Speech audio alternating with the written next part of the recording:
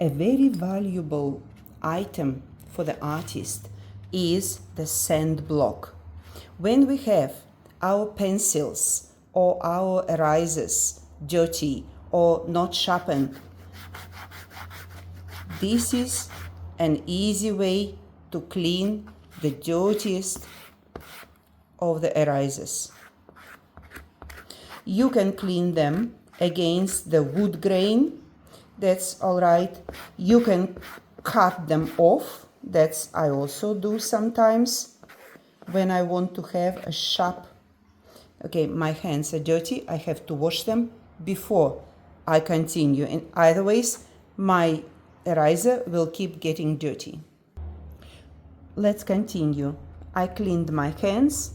Now hopefully my cleaning will proceed much better.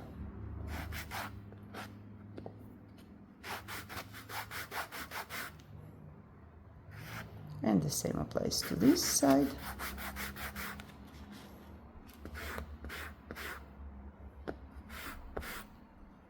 Now it's all reasonably clean,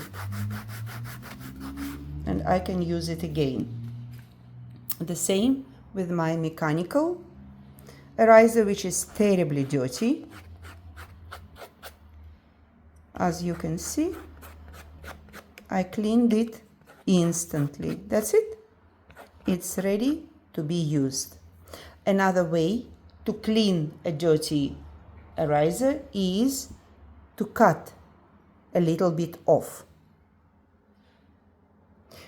Sometimes I do it when I want to have a really tiny sharp edge, and then I use this tiny edge where I need. But I also can use a mechanical eraser of a small size.